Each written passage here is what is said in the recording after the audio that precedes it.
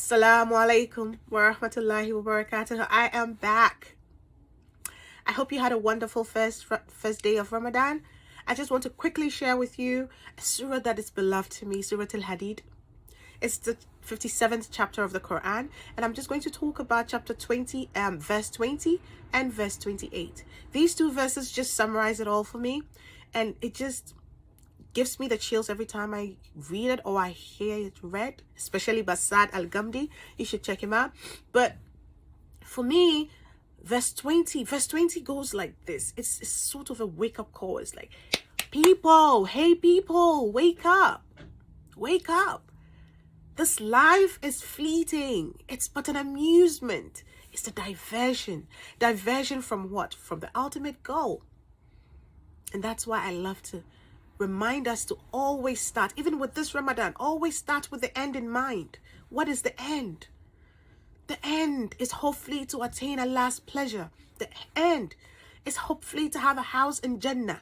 The end is hopefully to escape Jahannam. So whatever we're doing, let's ask ourselves, at any time, does this earn me the pleasure of Allah? Does this take me closer to the goal? If it doesn't matter if everybody in the world is doing it. Let's drop it. I know it's difficult, but let's try.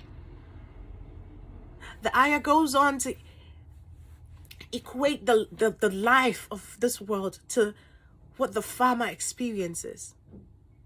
When the rain comes and the produce, the harvest is plentiful. And within a period of time, very short period of time, it turns yellow. And just as easily and as quickly, it becomes debris. It becomes damaged goods. It becomes garbage. And that's what all of what we're doing is going to become. The boasting, the flaunting.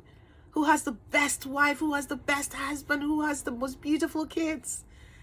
Who has the most brilliant kids? Who has the biggest house, the biggest cars? Heck, who has the iPhone 13 Pro Max? We do it. And it takes up all of our time. And it takes our mind away from the end goal. So I love this ayah because it reminds me to always start with the end in mind.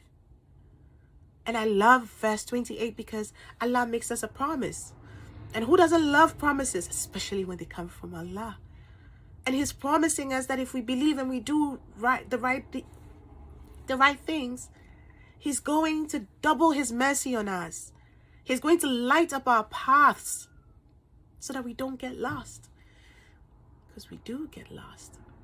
SubhanAllah, we do get lost. I get lost every single day. And I could use some of that light. I know you could. So join me. Let's remind each other. It doesn't matter if the whole world is doing it.